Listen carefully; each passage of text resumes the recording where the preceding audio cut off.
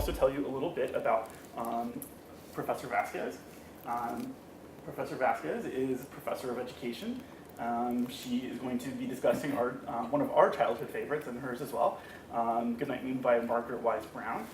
Professor Vasquez will specifically look at ways that the book has circulated across the globe, and also how we can read it, read the text, and discuss it from a critical literacy perspective. Critical literacy being one of Dr. Vasquez's areas of expertise, and an area that we teach here at American University within our School of Education, our teacher education program. So now I want to tell you some more information about my rock star friend. Dr. Vivian Maria Vasquez is a full professor of education here at American University. She works in the field of education for over 30 years. Her research interests are in critical literacy, early literacy, and information and communication technology, otherwise known as ICT, to many of us. Her publications include 10 books and numerous book chapters and articles in refereed journals. She's one of the most well-published of all the School of Education faculty. Her publications, in addition to her publications before she came to AU, Dr. Vasquez taught preschool and public school for 14 years. So it's a wealth of really good in-service teaching that many of our teacher education students really value having in Viv's leadership. She has held appointed and elective offices in scholarly organizations, including the National Council of Teachers of English, the American Educational Research Association, the NCTE Advancement of People of Color. She was awarded that award in 2013. She has also been active in the International Reading Association and the Whole Language Umbrella.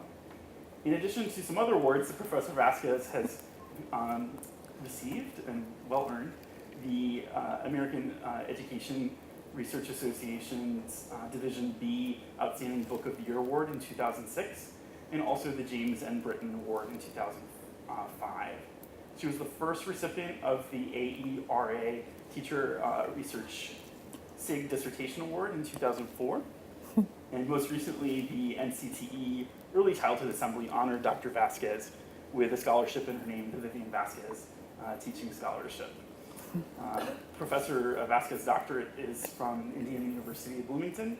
She holds an MA in Literacy from Mount St. Vincent University and holds 3 bachelor's degrees. A bachelor's in education from Lakehead University, a bachelor's in education from York University, and a bachelor's of science from the University of Toronto. Without further ado, thank you for the welcome. Thank you, Vivian, for speaking with us today. Thank you.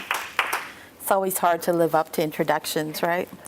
So let me just apologize right off the bat. I have a cough drop. I've been trying to get rid of this cough now for 3 weeks, and it's either the cough drop or once I start coughing, I can't stop. So I apologize for that. So this is Goodnight Moon by Margaret Wise Brown. I'm going to ask my colleague Alex to maybe hold up the big book that just arrived today so that you can see some of the images if you don't have a book in front of you. In the great green room, there was a telephone and a red balloon and a picture of, I know it's so big. When I used to use big books teaching little kids, I sat in a rocking chair, so it was much easier to hold the book. A picture of the cow jumping over the moon. And there were 3 little bears sitting on chairs, and 2 little kittens, and a pair of mittens, and a little toy house, and a young mouse, and a comb, and a brush, and a bowl full of mush, and a quiet old lady who was whispering, "Hush." Good night, room.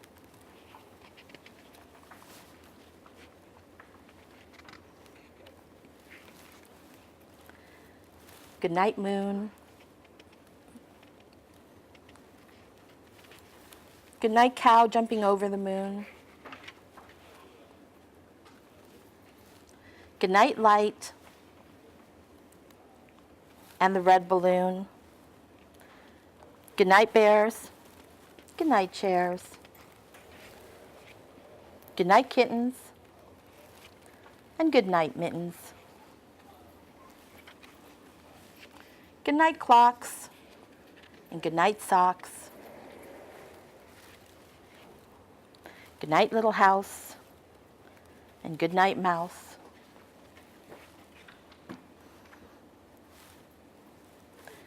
Good night, comb, and good night, brush.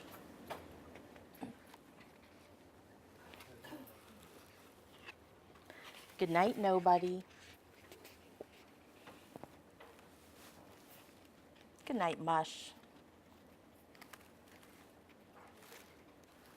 And good night to the old lady, whispering, hush.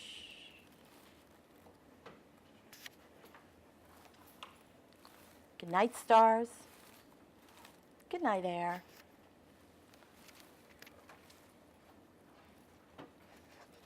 Good night, noises everywhere.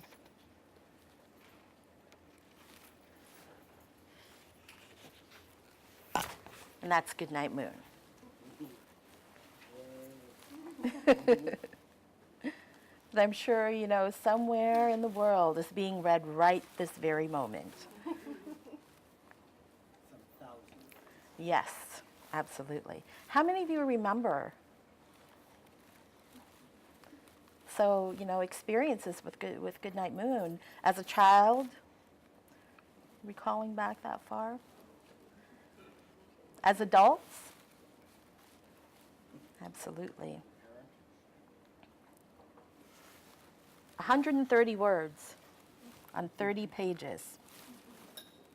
And what memories this book has created for many of us, for most of us. Those of us in this room are probably here because of powerful memories that we recall engaging with this book as both young children and adults. When I talk to my children's lit students about their experiences with books, their first recollection of being with the book, many of them will talk about Goodnight Moon as being one of those texts. So I think, that says something. I thought I'd share these images, Margaret Wise Brown. It's really interesting when I have young children and also, some of my teach ed students, when I get them to sort of imagine what she might look like without them, looking at the back cover, because not all of the versions have her photo in them, and they don't imagine her looking like this. So, and I think a lot of that has to do with the kinds of experiences that they have with the text. So they categorize those experiences as experiences they're having with, their mother or their grandparents or, some little old lady is sort of what some of them will say. And it's not this image that comes to their minds. And that's true for a lot of people from what I've read. And when she first started writing these stories, what she said was that she wanted to write stories that are believable and stories about the here and now. And this was, at the time that she wrote this book, this is the 40s, this was a new thing. Right? So she was sort of doing this is like cutting edge stuff. Lots of other pattern texts and texts that children could chime in to and children that could really engage with followed from Goodnight Moon. And that's not really a surprise because the notion of childhood didn't really come to be until maybe 25 or so years before Goodnight Moon was published. So the idea of childhood, that construct, hadn't been around for very long. So many of the books being published around that time still focused on, moralistic lessons and books that would sort of strike the fear in some children to be able to do what their parents and adults wanted them to do. And that whole notion of childhood and the construct of childhood really came to being after incidents like this, the Triangle Shirtwaist Factory fire that happened in New York, where, numerous young people lost their lives. So until this time, children were really part of the workforce. And it wasn't until after incidents like this that this idea of what do we do with children if they're no longer part of that workforce, now that we've got, legislation that is coming into play, we need to do something with them. And so schools started to be created, opportunities for children, learning spaces for children. So when she wrote Goodnight Moon, it was a very different time. And so it wasn't necessarily accepted the way that it would have been if it had been published later on. Here's just an image of a little girl at one of the factories.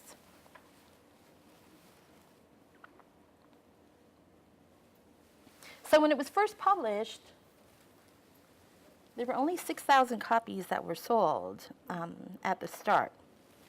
And libraries wouldn't even add the book to their collections because it was so different from the existing texts that they had in their collections at the time. But by 1970, there were about 20,000 copies that had been sold.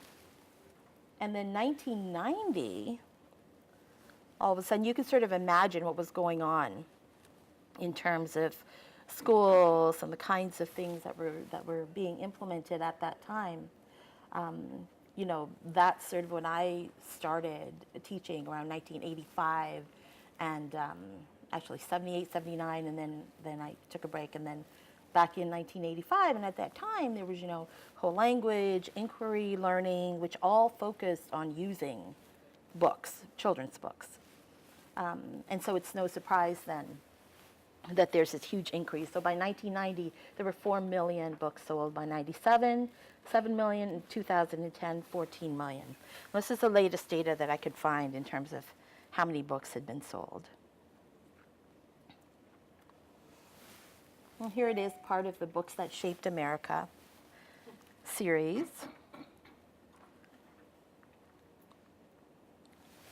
And just some of the accolades. The book is possibly the only realistic story to gain the universal affection of a fairy tale. One of the most enduring children's books, and clearly, from your reaction to the book today, that remains true. The book has become a social phenomenon that unites parents and children around the world. This is really interesting as somebody who immigrated from the Philippines to Canada and then the USA to be able to talk to nieces and nephews in different countries. So I have family in different places around the world who can talk about, we can talk together about certain texts. And, this is one of the books that we can talk about. So it cuts across time and place. One of the best bedtime stories included, the New York Public Library included it in its 1996 list of the books of the century, which is really interesting because the New York Public Library refused to include it in their collection when it was published. The National Education Association named the book one of its teachers' top 100 books for children. And in 2012, School Library Journal ranked the book number 4 among the top 100 picture books that have been published. So clearly, there's this appeal that cuts across ages, spaces, places, times.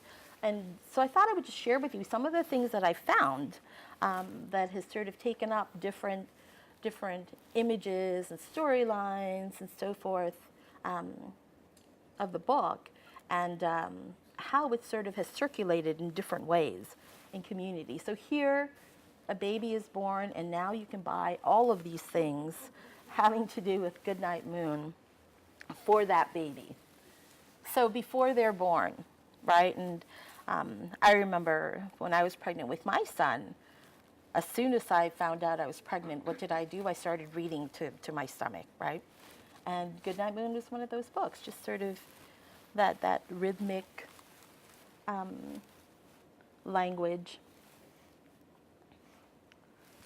So as they get older, they're not babies anymore, they're moving into those toddler years. So all of a sudden you've got all these things for their early literacy learning that you can purchase for your children, your grandchildren. little people in your lives.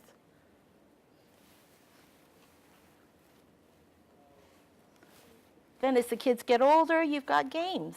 So all kinds of games that you can play. And the book always sort of finds itself, cycles into the different things too, because then you'll see these sort of sets. You can buy a game in a book, or a toy in a book, or a puzzle in a book.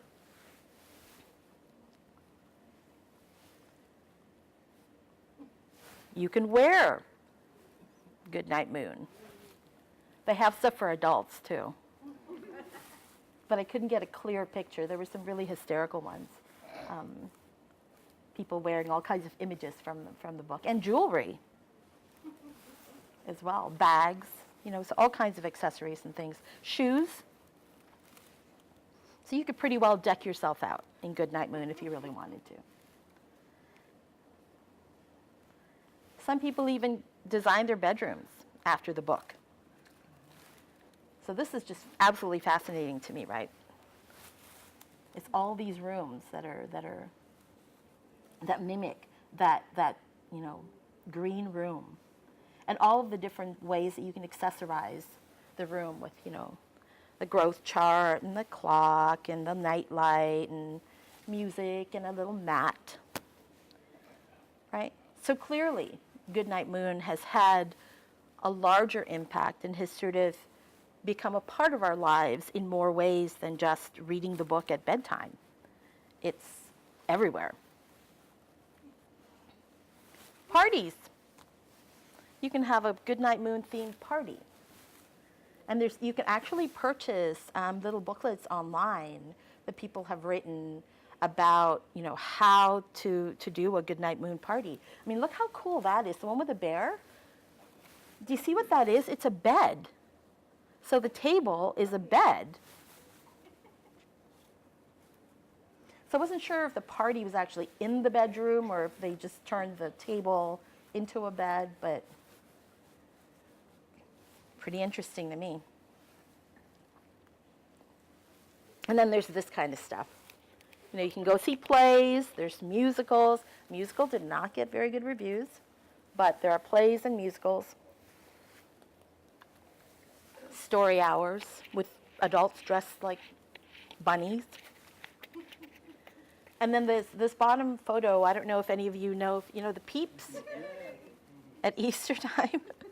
So people take the peeps and they set them in different contexts. So you might have a Star Trek peep scene, so here, this is a Goodnight Moon peep scene.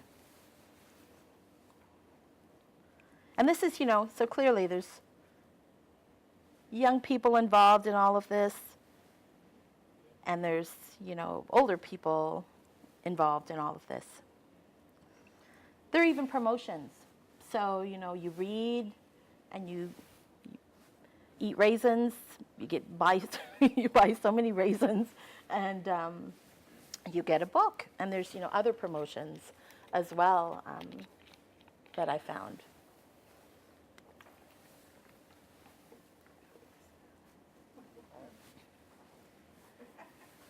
So now when I'm working from a critical literacy perspective, one of the very first things that I talk to my students about is this notion that all texts are socially constructed. So if we say then that all texts are socially constructed, then we're also saying that no text is ever neutral, because all of those texts are written from a particular perspective and so forth.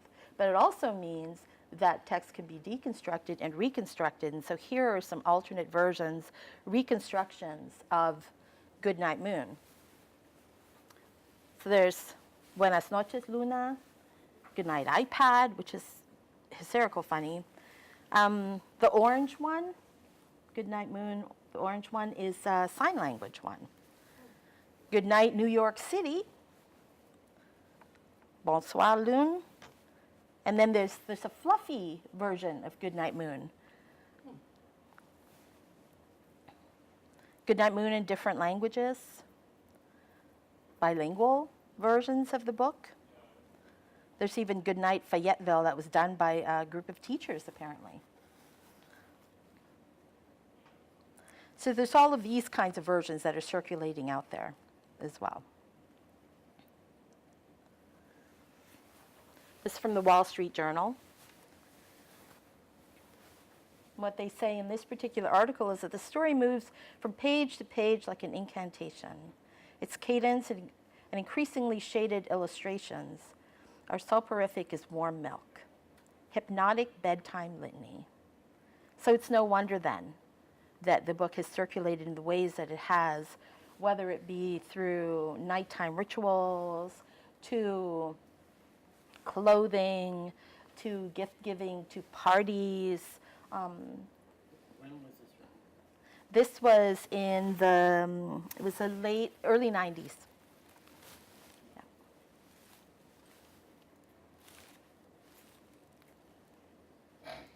So what we've been doing really so far is we've been reading with the text, right? As we engage with Goodnight Moon to bring back our memories and to talk about the different things that we gained from having read the book. And for the most part, when I talk to my students and I get them to think about, what are the books that have impacted your lives, or what are the books that have made a difference in your lives?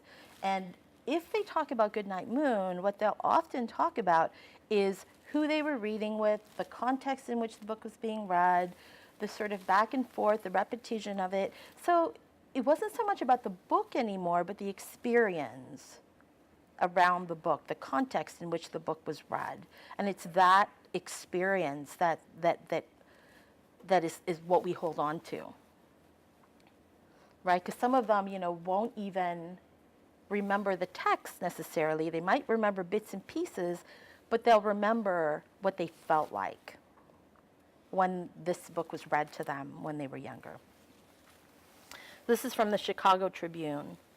Again, this is from the early, mid-90s. What made them wonderful in their time is still making them wonderful, explained Stephen Herb, president of the Association of Library Service to Children. They speak about universal childhood truths. They're books that captured the heart and soul of America. So in lots of ways, right? More than the heart and soul. So what I'm going to do now is just talk with you a little bit about what we might do to read against the text. And I think it's always hard to read against a text that we like, and we're meant to really like Goodnight Moon. But it doesn't mean that we can't talk about it in different ways, right? So that's sort of where we're going here. And then I'll do a little bit of reading against the text, and then I really want us to be able to engage in a conversation about the book. All right, so we'll share comments, questions, connections, and so forth. So if we're reading against the text, then some of the things that we might ask ourselves are questions like this. So whose truths are privileged? Right, because it was talking, one of the newspaper articles talked about how, this was about truths that we hold on to, that we hold dear. And that's why there's been this long-lasting effect. So whose truths are privileged? Who decides what truths are privileged? And what are the effects of privileging such truths? When you privilege some truths, you're marginalizing others. So whose truths or perspectives are marginalized or even left out? Okay. These are just a couple of images of bedrooms that I found that supposedly are in houses that were in existence around the time that the book was written. So they look very different than the big green room, right? So when we think back to what Margaret Wise Brown said then about sort of her impetus for writing some of these books, which is to write these stories that are believable, to write these stories about the here and now.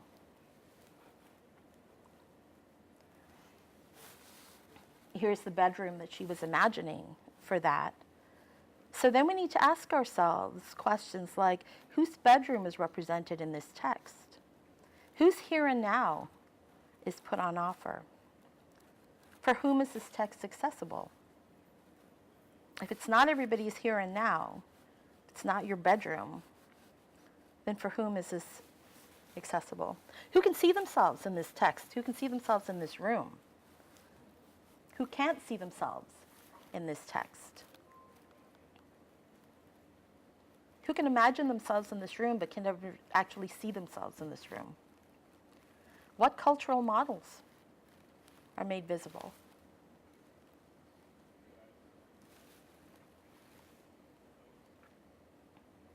Right? I mean, if you look at this, just look at the kinds of books that are on that bookshelf. They really look more like encyclopedias than children's books, right? And they're very different from when I look at my son's bookshelf, and he has lots of picture books and different sized books and so forth. And so, of course, there's an aesthetic here, but nevertheless, and also the other thing that, that might come up is that, well, she wasn't the illustrator. Clement Hurd was the illustrator, but after having read up on Margaret Wise Brown, I would doubt very much if she would let the illustrator do whatever they wanted with this text. Because in fact, she was sort of mentoring illustrators to illustrate in particular ways. All right, you look at the table, there's the comb and the brush and the bowl full of mush. And you wonder, that's an odd combination of things to be put on the side table. Or, when you first have children, I'm sure you all remember this, those of you who have nieces, nephews, we all have some little person that we've met in our lives, and their parents talking about safety. And you look at the telephone and that long cord, right? And of course, back then, there weren't the same kinds of safety issues, but nevertheless, there probably wouldn't be a phone like that in the room either. The fireplace,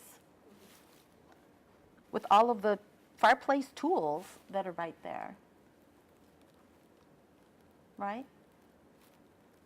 So granted, at that time, maybe you had to have, but maybe not. I mean, she herself, Margaret Wise Brown herself, talked about, she had 2 different places where she liked to write. Apparently, she got herself a little place in Connecticut, and she got her place a little self in New York.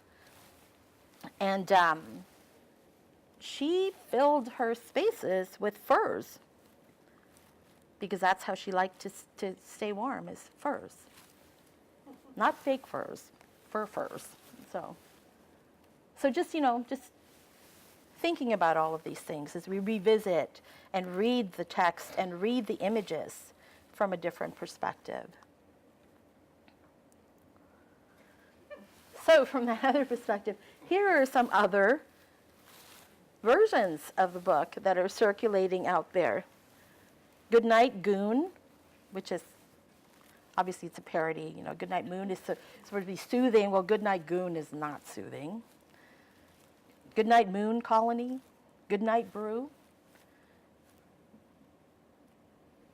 So, I mean, it's a parody for beer people, apparently, is what it says.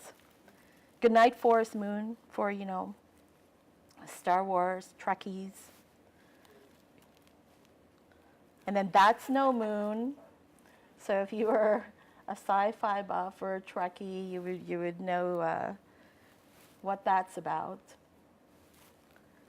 Goodnight Keith Moon, which is really about saying goodnight to Keith Moon. Goodnight Nanny Cam.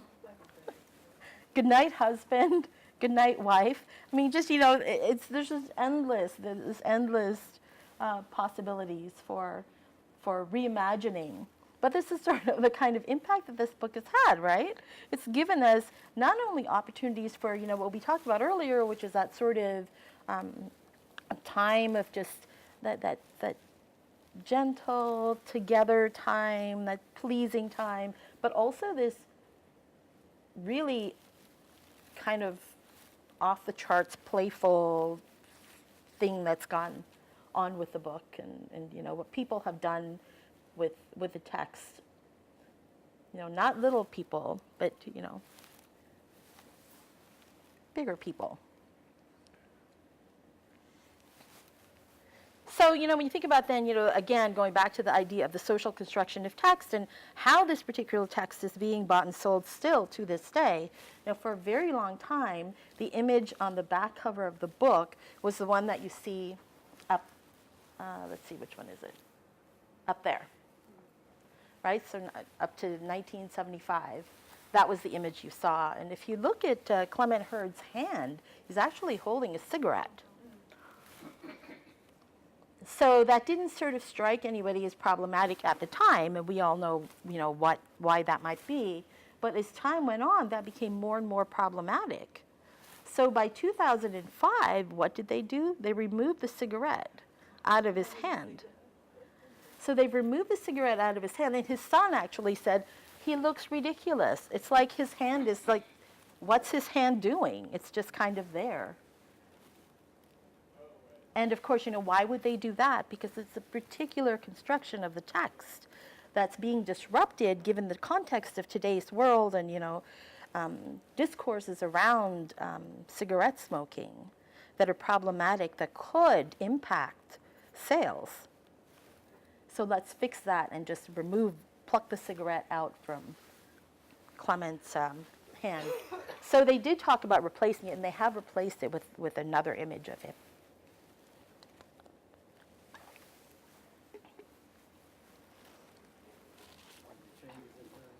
Pardon me? Changes in her image? No, they pretty well, yeah. All of the images of her were pretty well like that. So one of the things that she really loved to do, because, Goodnight Moon, it's like rabbits, right? And there's like furry creatures, rabbits. Rabbits are a big thing for her. She wrote, several books that had rabbits in them. But one of the things that people don't realize is one of her favorite hobbies, something she loved to do, was beagling. And what do you do when you beagle? You send the beagles off to hunt rabbits. So it's a really interesting juxtaposition there to have these, rabbits and beds and then the rabbits being hunted.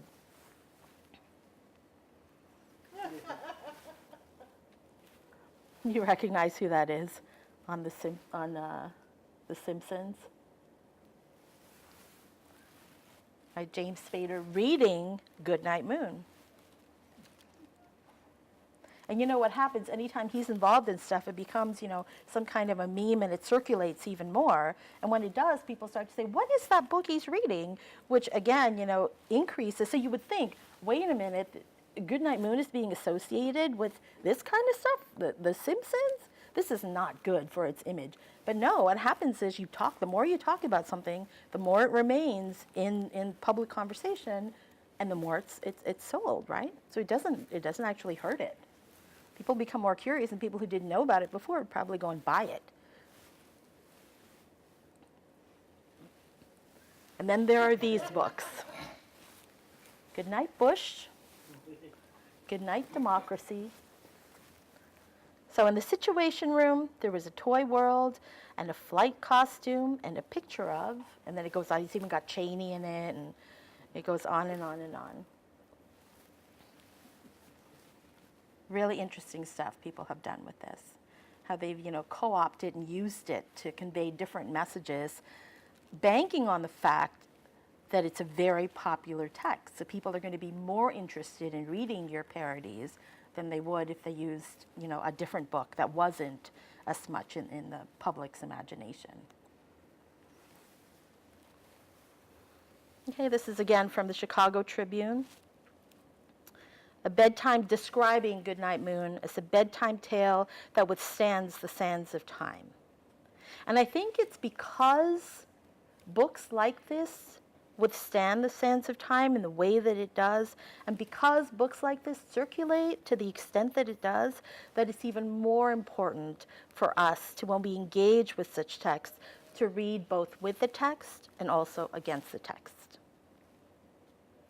Okay? So I'll end my part there and open it up for conversation. I don't even know how much time is, about half an hour we have? Okay. Yes. How did the book gain popularity? Was it just word of mouth? Was it smart marketing on Harper's part of view, or what? At the start, it was really word of mouth because nobody really wanted me. It was very hard to find somebody to carry it, to sell it. It was very hard to find libraries to have it in their collections. So And those are the ways that you would access these books, is through libraries or through bookstores. And when people weren't willing to sell it, booksellers weren't willing to sell it, and libraries weren't willing to have it in their collections, it had to be word of mouth. There was lots of word of mouth. And of course, she had, lots of colleagues at Bank Street and at Hollins that she supported and helped as writers and illustrators. And so they helped her with that whole marketing part of it. Yes. I look at the book and it strikes me as being white middle class. What's the black response to it? What's the lower white response to it? Absolutely. I mean, there really hasn't been very much explicit, and I think part of that is because it's been around so long that on the one hand, people aren't as comfortable to deconstruct it like this. There's sort of the occasional, but if you were to go online, if you were to do research, you'll find that most of what's said is really about reading with the text and supporting the text, because it's become this classic, and people don't necessarily want to touch classics. So there are other books that are much more explicitly problematic, and those are the books that get problematized. I would imagine one major thought are people who would look at that and say, how can this kid be comfortable in the room by himself? Yeah. Where's his brothers and sisters? I mean, look at the distance between where so we're assuming it's a grandmother, right? Right? And then where the child is. I mean, they're like really far apart, and we know, those of us who have been with kids at bedtime know that when you're getting them, you're sitting by them, you're sometimes laying beside them, you're sitting on the floor beside them, you're not across the room knitting. Julie, Sarah? Do we know that it's solely as a bedroom? That it's not in the living room where the child sleeps, or? No, I think it's, It references bedroom, but. yeah. Yeah. See, when I first started to deconstruct this, I thought to myself, well, wait a minute. She wrote the text. She didn't do the images. So if you just read the text and you don't look at the images, nowhere in the text does it say bedroom. But then the more I read about Margaret Wise Brown, I realized she would never just let the illustrator illustrate it however way they wanted. So she would have seen that that was a bedroom, and she okayed it as a bedroom. So it kind of made it the bedroom then. Your comment earlier about someone's comment about the books looked like encyclopedias. Yeah. I didn't actually get encyclopedia from that at all. This is I remember as a kid, I spent some time in my mother's childhood bedroom, and she had a set of series books. And I can't remember whether it was Nancy Drew or Bobbsey Twins, but it was something like that, and it was almost that exact shade of blue. Yeah. So, Yeah, and of course, as an adult, I think series books. they were hardbound also Right. in the beginning. So, yeah, or even people loved their catalogs too, which were sort of that, and they were big at the time, that sort of shape. So, yeah, but it's that idea that they weren't the kinds of, texts that, yeah. The mouse. Did she have control over the mouse? I know, it's right? Huh? Well, I was just curious because to me, when I was little, what I remember is like that mouse did not want to go to bed, and I identified with the mouse. But I was just kind of curious as to whether or not that's her or the illustrator. I think that was probably, the illustrator has, she in her text, she talks about the mouse. So the illustrator had to include the mouse, or felt that the mouse needed to be included. But yeah, again, it sort of really disrupts our idea of mice, right? Yeah. Growing up, I always assumed that it was an adult's bedroom, seeing as the bed looks like a queen size bed just based on the dimensions, the fireplace. I've never seen of anyone really pre-high school that had a phone in their room. So I feel like that might really change certainly the class orientation of what the home looks like. Yeah, and those are the kinds of questions that we should be asking of the text as well, right? Sort of, because what that does is it creates a space for us to have different kinds of conversations about the book beyond the feel-good stuff, right? Which is good, of course. But at the same time, we also want to be informed consumers of text.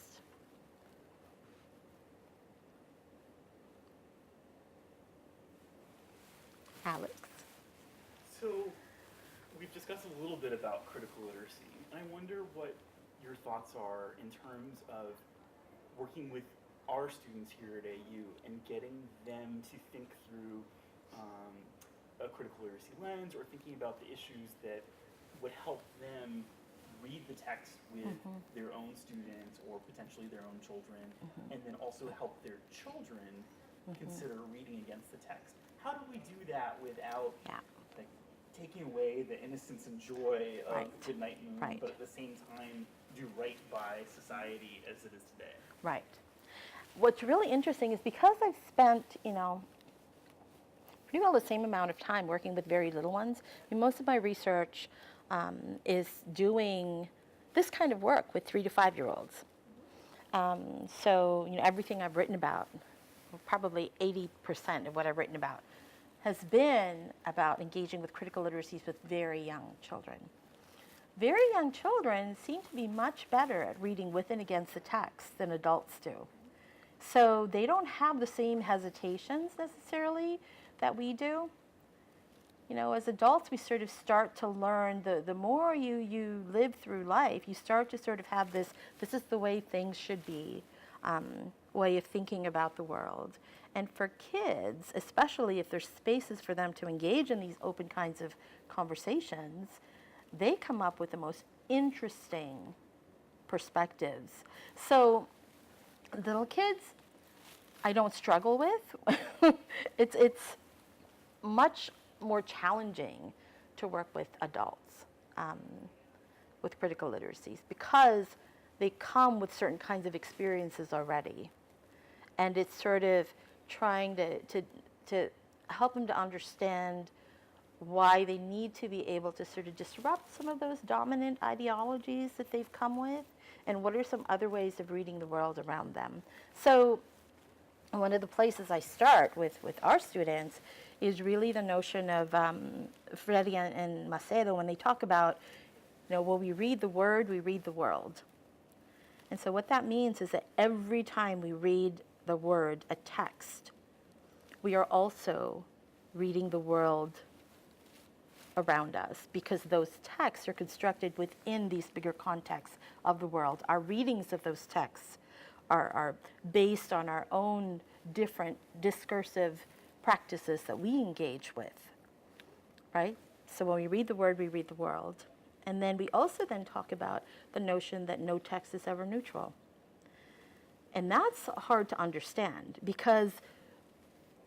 and it's hard to get comfortable with that, because what it means is that maybe there are texts out there that you really hold dear that all of a sudden you're saying, somebody wrote this from a certain perspective, and it's not necessarily the perspective, right? All of a sudden you've got this space to disrupt these texts, and that's hard to do. So, because many of them are in teacher ed, what I say to them is, when you're reading a text with your students, or whenever you engage with a text or with an idea that you're struggling with, is you never rely on one text. And we talk about the idea of text sets. So you bring into play multiple texts that inform that particular topic or issue. So let's say you're reading Goodnight Moon to your kids, and you're a classroom teacher, so maybe you want to put on offer different ways of saying goodnight. Maybe this isn't the only way of saying goodnight. Maybe there's other traditions, other ways. So you could even bring, students can bring their own experiences and use their experiences as text alongside Goodnight Moon. right? So is this your experience of Goodnight? Whose experience of Goodnight is this? And kids will very readily share their experiences with you. And they'll also very readily say, but I want to play Goodnight Moon right now. So that's fine too. But the thing is, they seem to be really good, little ones, at flipping back and forth, moving between discursive practices, you know, which is really important to do because that really helps them once they're, you know, not in school and not with you, once they're out there in the world, it helps them to become much more informed citizens of the world who don't just take things at face value, who really will sort of look at things from different perspectives and weigh their options and make informed decisions about how to act and participate in the world out there. Does that sort of, or I kind of went off and took a right turn somewhere? Yes. You said at one point that Goodnight Moon was the fourth of the 100 best fiction books. What were the first three? You know, I tried to look for that, but in that article they didn't have a link to it and they couldn't find the actual list.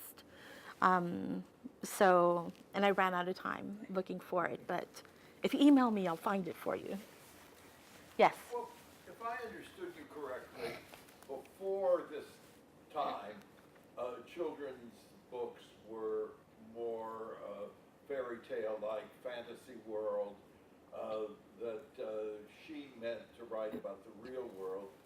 But if we can look at this as a transition time, then that explains the unreality, the fireplace in the bedroom, because it is a time-wise, it's a transition from fairy tale land to everyday land. And if these were super realistic depictions of a bedroom, it really wouldn't have the charm. Well, that's kind of, I mean, that's sort of her thing is, and there was another article where they interviewed her, and she talked about how, well, she said something about how, well, you know, she didn't really even think about children when she first wrote this. She just liked the sound of the language, and so for her, it was sort of, it was about the sound of the language, the way the movement of the language. It was, you know, she spent lots of time with linguists, so she loved that side of things. And then the images really came later. So there were, which is why, you know, we don't really know what exactly those connections are between her original text and the decisions made with regards to the images. But you're right in terms of, you know, the book unfolding during a transitional period. So unfortunately, nobody's really talked about that. That would make a great thesis for somebody to look at, you know, what other books looked like at that time. I mean, then even fairy tales were really written to teach a lesson. They weren't really meant to be just enjoyed as stories. They were really specifically written to teach something, and usually it was about some kind of moral perspective on the way things should be. But that's, you know, that's absolutely a wonderful space to start to further explore books like this.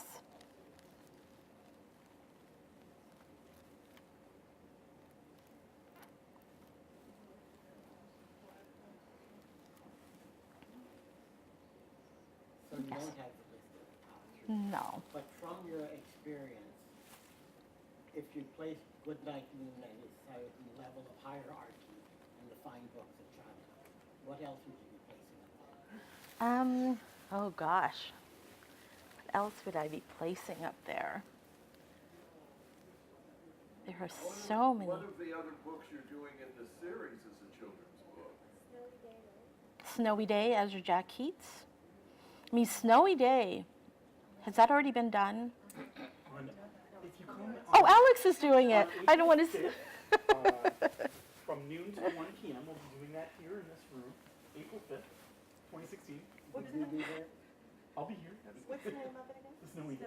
Do you want to say something as sort of a bit of an intro there? I don't want to say anything, but I was going to say Snowy Day, but I thought, no, I don't want to say.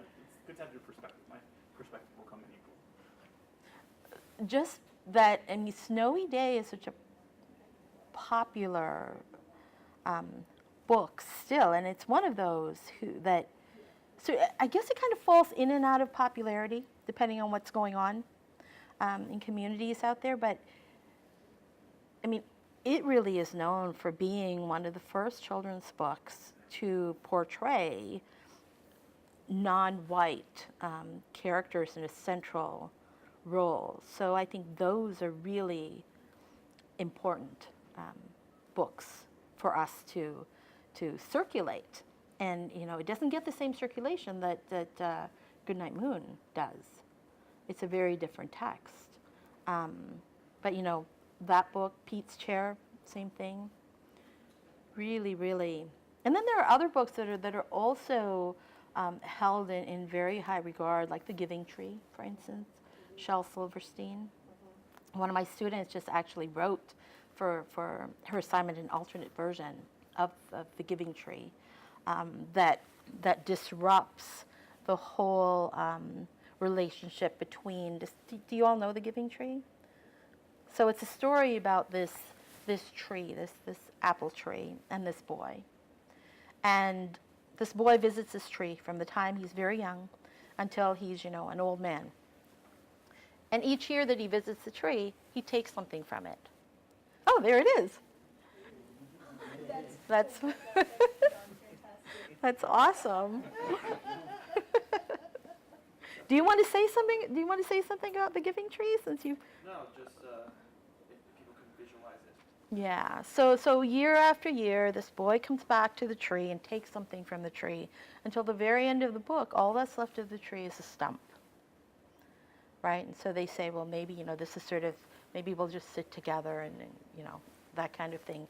So what my student did was she disrupted that so that it wasn't so much that this child person was taking and taking from the tree, but that they that this person sort of this child came to an understanding of sort of really questioning their motives, questioning what they were doing, taking and taking from the tree.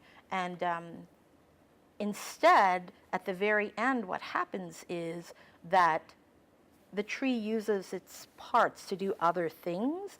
And in the very end, the child, or now an adult, works with the tree to plant saplings to sort of start the story again, which is very different than the original. So that's one that's sort of very well loved, and more people are saying, oh, there's more to this.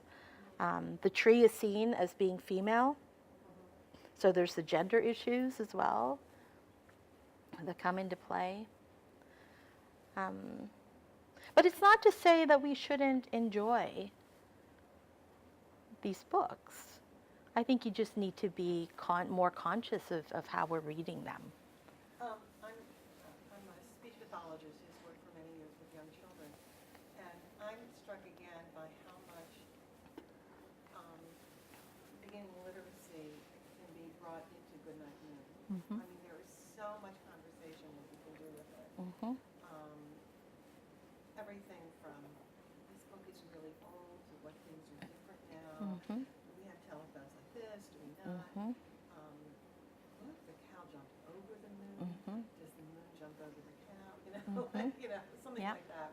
There's just so Absolutely. much. And at a different level, you can also, as a child matures, you could also do a great deal more with it in terms of kind of meta-linguistic kinds of things. Oh, okay, so why did they use the word Mhm. lush?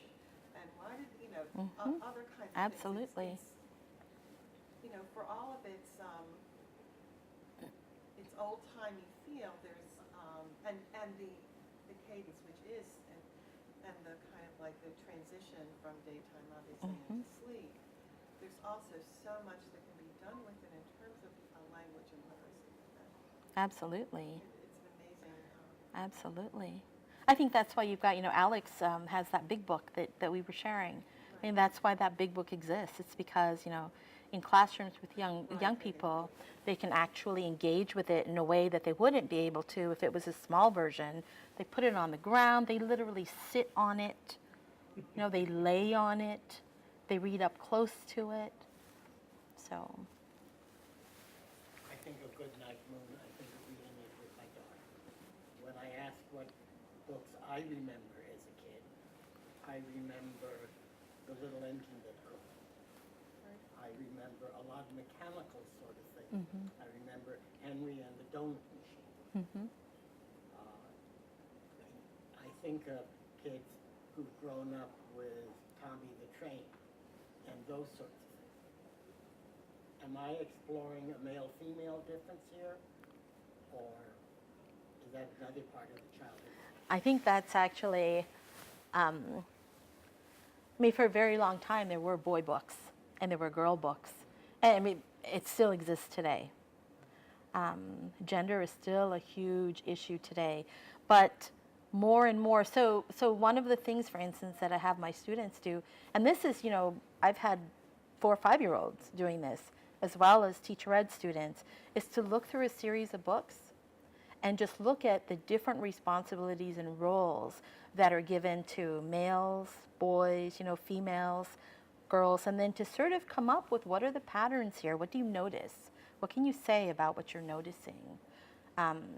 And then we look at other texts. And then we talk about, you know, how could it be told differently?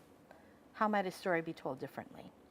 On the way here, I was listening to NPR and Mo Willems, you know, the pigeon and books, and what he was saying to this caller who had been talking with him about how, you know, what are some other things, the caller said, that you might do with this book, because, you know, I've read it so many times to my child and it's starting to, you know, I've memorized it already, kind of thing.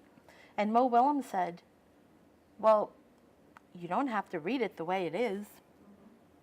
He said, you know what the story is. Books are meant to be, you engage with it. When you engage with it, you don't necessarily read it word for word, right? So his thing was story with it. Come up with new stories. Talk about it in different ways. There's no right or wrong. Yes, and then, yeah. I remember Little Engine That Could, also my mom getting a steam shovel. I also had an older brother, so it may be a function of I was getting hand-me-downs. I mean, he was enough, so that's a possibility. Well, I guess just to go back, the reason I mentioned the mouse before, and I don't know if anybody else pays attention to this, but I remember is there's a whole other silent story in there with the mouse, because the mouse moves around all over the place. And so what I used to do is tell stories about the mouse. There you Which go. I guess is Yeah. kind of going along there, because it's like the mouse at one point is stealing mush, the mouse is over getting warm by the fireplace, the mouse is dodging Yeah. cats. So, yeah. That's actually a way to get kids to do, and my students, is, you know, they take an existing story and then they have to imagine telling that story from another perspective. And it could be the perspective of some other thing that's like. thing in the room, or and they're you know, amazing, some of the stories they come up with. You were gonna ask? There's a really great, I found the top 100 picture book. And there's Oh, a really good. Great PDF online that kind of breaks down the top 10 and talks about them a little bit. So what was the number one? Number 1 is Where the Wild Things Are. That's what I heard about that. That's hysterical. You know, Where the Wild Things Are is one of the most banned, censored books. Yeah. Right. So number 2 is Very Hungry Caterpillar. Right. 3's Don't Let the Pigeon Drive the Bus. What is the third one? Don't Let the Pigeon That's Drive Mo the Bus. Willems. Mo Willems. You would, you know, given the work that you do, you would love that. And 4 is, The 4th Goodnight. Goodnight Moon. So it is 5. 5 is the Snowy Day. Snowy Day. Ezra Jack Keats, yeah. Yeah, Wild Things, that is really fascinating. Well, on that note, I want to thank you all for coming, and I want us to please Thank thank you you. to Vivian.